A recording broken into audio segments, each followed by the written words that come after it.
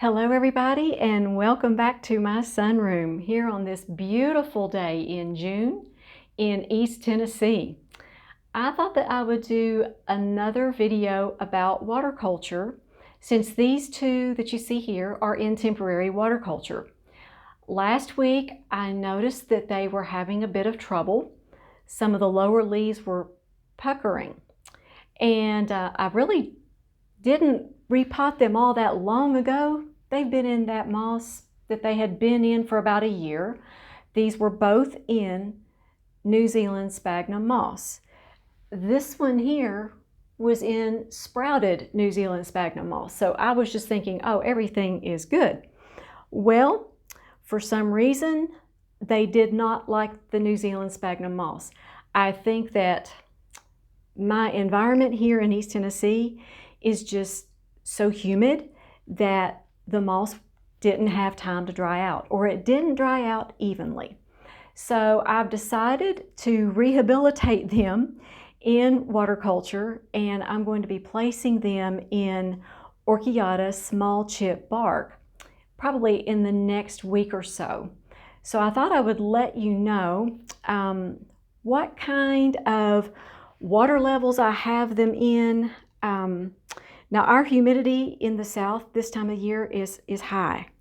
So I can't put the water level too high, but you can see in these Pyrex cups, I put them in here so that you could actually kind of get a gauge of how much water is in there.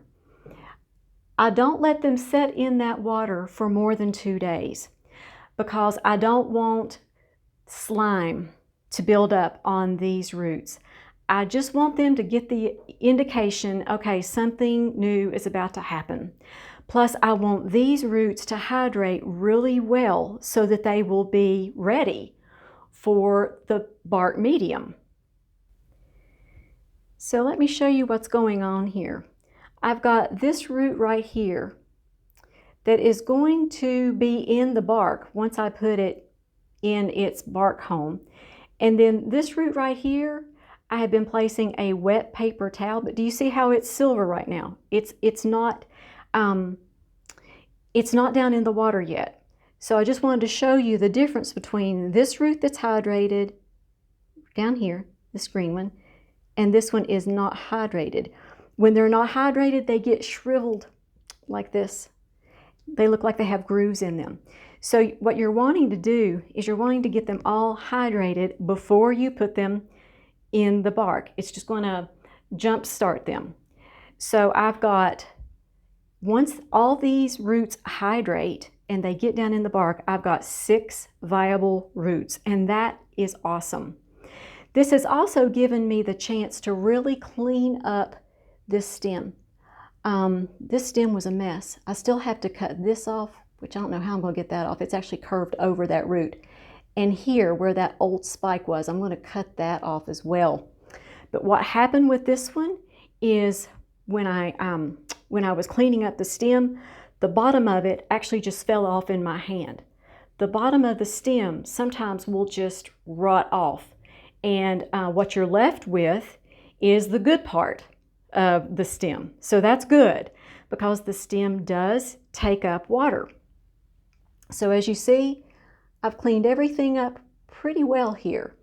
Okay, I did put cinnamon on the bottom of the stem once I found that healthy stem.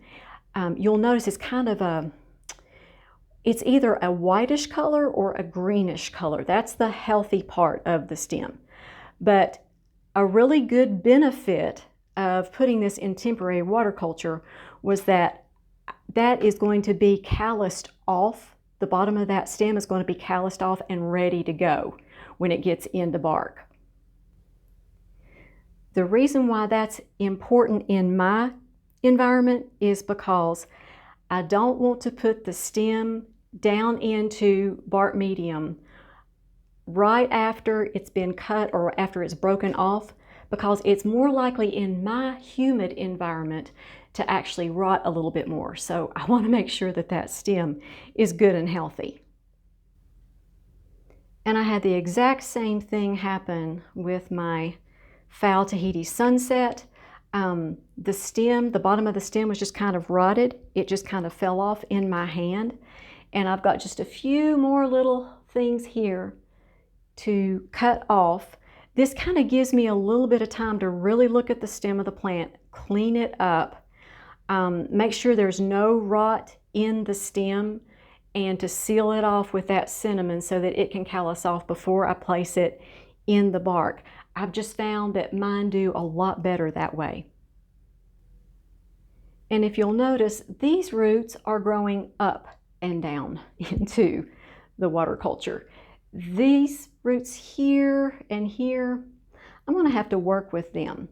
As you see, they're pretty pliable, but if you wet a root, it becomes more pliable. A wet root is going to bend easier. You just have to move it really slowly and really carefully. Like, you don't want to pull this down very much at all. A dry root will snap and break on you. So that's a really good thing to keep in mind when you're trying to train roots down into medium. Do it slowly and make sure that that root is hydrated. And I planned on placing these back in bark this weekend, but especially this orchid, my Tahiti Sunset, it still has some furrows in the leaves. These leaves have plumped up so much in the past week. So I'm thinking maybe another week or two, I'm going to leave these in water culture. I've noticed on my other one, let me show you. This is my red poker with the pretty purple blooms. And as you see, there's a root that's growing down the side there. And it's just growing and growing and growing. And I'm thinking, you know what? I'm going to let that grow down to the water. And then I'm going to place it in the bark. So when I use water culture temporarily, I keep an eye on the roots. I keep an eye on the plant, especially the leaves. The total health of the plant is what you're looking at. And what I really like to do is just keep the water level there for about 2 days and then drain it off. And then I let it go after 24 hours dry. Then I go another 2 days in water culture. That way there's not any slime that is developing either in the cup nor on the roots. Once you get slime on roots, then you have to let them dry out too much, and you kind of have to start all over again. I found that the best way to deal with a slimy root, I don't know what else to call it, you know what I'm talking about, just get slime on it. It just comes from it being overly hydrated. I'll just take reverse osmosis water and pour it over the root and just kind of rinse the root really well and let that root dry out for a day or two, and then add water culture to it. Another really good question is, how much water do I add? How much do they need when they're just in temporary water culture? Okay, we haven't had any rain here in about a week. So I filled these cups up about halfway up the roots. If it's raining outside, if it's been very, very humid and raining, I might just put, just a little bit in the bottom of it, because I've noticed that on a rainy season, if you add a lot of water culture, it's more likely to develop that slime. And the roots are already getting humidity from the air. So there's your water source. And what is in my water culture? I use the very same fertilizer for all of my orchids, whether they're in bark or in moss or in water culture. That is 50 parts per million of CalMag, about a half of a teaspoon of Grow More seaweed extract. I use 120 parts per million of the Jax 1500 and about 80 parts per million of the 51226. That's Jax Part A and Part B.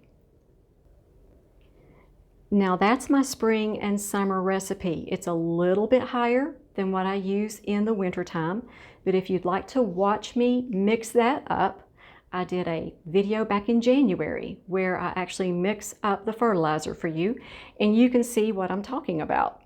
I have added more seaweed extract because this is summertime.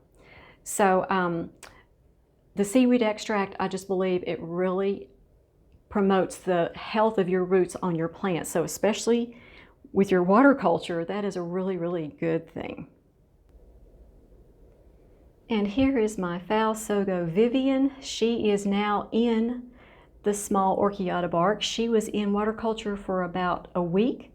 She's been in bark now for a week, and she's doing really very well. She has stayed hydrated.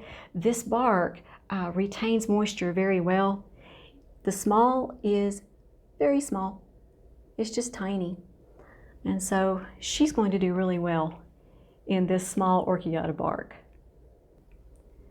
So I hope that this transitioning video of some of my miniatures that were in moss that I've transitioned over to water culture temporarily, and I'm changing them over to small chip Orchiata bark.